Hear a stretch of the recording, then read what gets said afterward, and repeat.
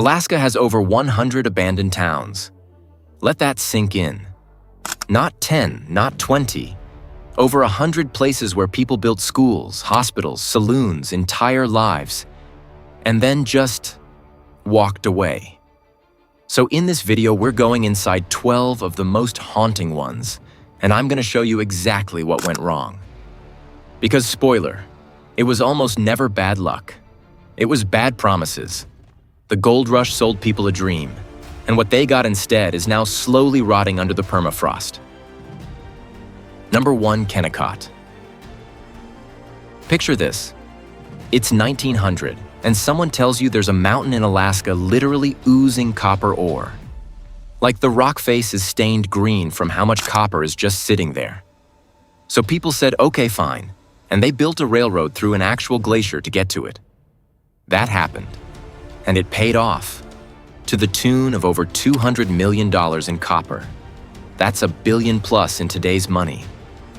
But here's what nobody tells you. Every single dollar went back to New York, to the Guggenheim syndicate that owned the whole operation.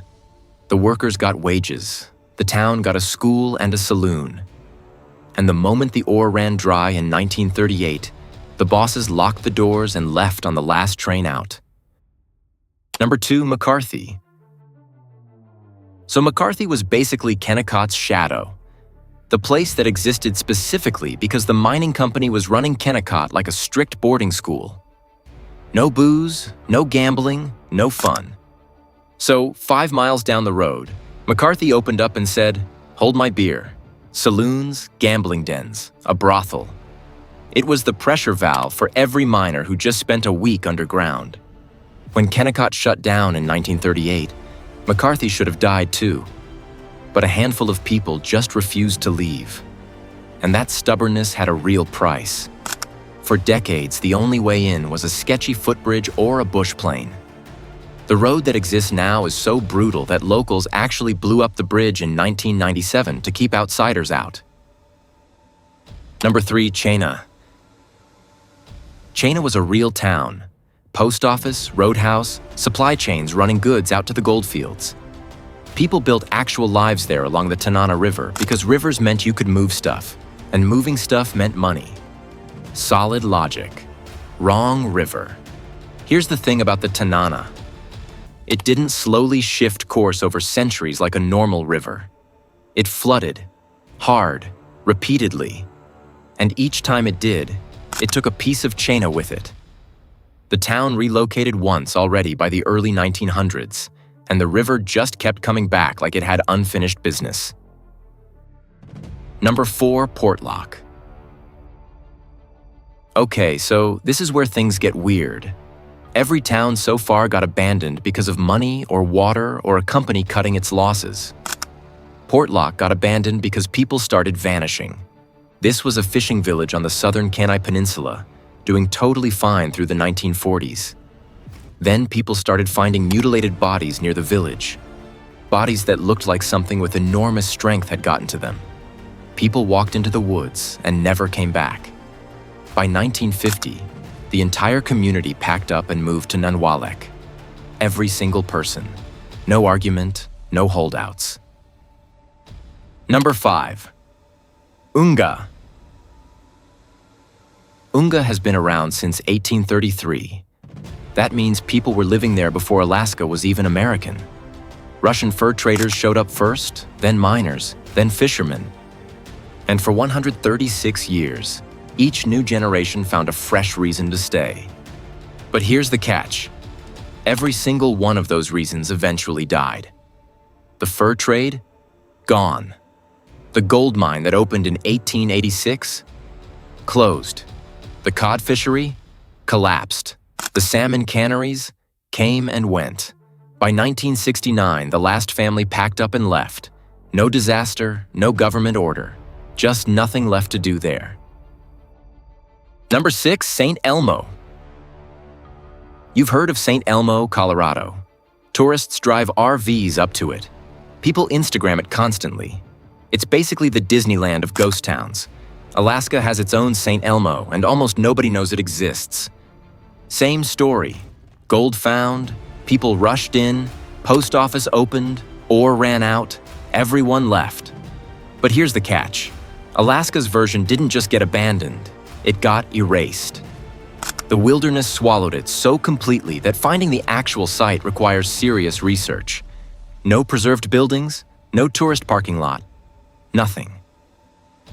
Number 7, Fort Durham. So Fort Durham wasn't a gold rush town. This one's about empire. The Hudson's Bay Company built it in 1840 near Wrangell to control the fur trade along the Taku River. Britain and Russia were both grabbing pieces of the Pacific Northwest, and this fort was Britain's chess move. And it worked, until it didn't. When the fur trade cooled off and the geopolitical math stopped adding up, the HBC just walked away. No disaster, no earthquake, just a spreadsheet decision. The workers and the local communities who depended on that fort, not part of the calculation. Number 8, Flat. The town is literally called Flat. Not Gold Creek, not Promise Valley, Flat. Because it sits on flat ground. Nobody naming a town Flat is thinking long-term. Gold showed up on Otter Creek in 1908 and the usual circus followed. People flooded in, a real town grew up, dredges started chewing through the creek beds. Schools, stores, a couple hundred residents, legitimate operation. But here's the catch. It was placer gold, meaning it was scattered through the gravel, not locked in a mountain. Placer deposits run out fast. By mid-century, the dredges had eaten through everything profitable and the town just stopped. Those dredges are still sitting in the creek right now like rusted dinosaurs. Best preserved gold dredging equipment in Alaska, apparently. The machines outlasted everyone who ran them.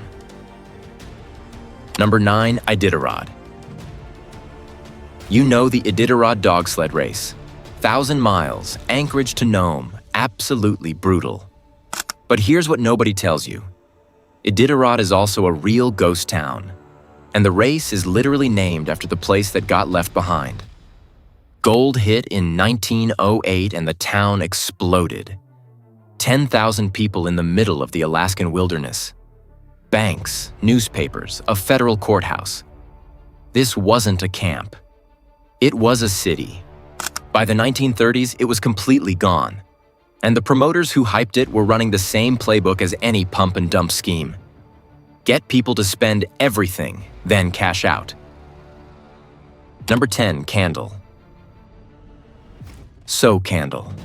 Even the name sounds like false hope. This tiny light in the dark of the Seward Peninsula. It did not deliver. Prospectors spread out from Nome looking for the next big score, and some of them landed on Candle Creek. Dredges went in. A small town popped up, the usual story. But the gold was never as rich as Nome, and people figured that out fast. Winter temps hitting -40. Permafrost under everything. Short, wet summers. People came because someone told them it was worth it, and left when they found out it wasn't. No villain, no disaster.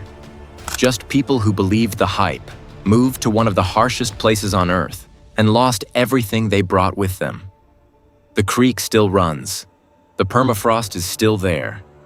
The money isn't. Number 11, Solomon. Solomon didn't just get abandoned. It got beaten down repeatedly until it had nothing left to stand on. It started as a gold rush town in the late 1890s. It even had a railroad, the Council City and Solomon River Railroad, which sounds impressive until you find out locals called it the Impossible Railroad. Then the 1918 Spanish flu wiped out a huge chunk of the population. Then the 1964 earthquake hit the coast. Then the storms kept coming. One disaster you can rebuild from. Maybe two. But that many in a row? The math stops working. Number 12, Wiseman. Wiseman is different. This one actually breaks the pattern. 60 miles north of the Arctic Circle, sitting on the middle fork of the Koyukuk River. Wiseman had its gold boom in 1910 and its bust shortly after. Most people left, but not everyone. Some people looked at -60 winters, a gravel highway built for oil trucks, and zero economic opportunity. And said, "Yeah, this is home." The old log cabins from the mining days are still standing. Some are still lived in. It's like the town just refused to finish dying.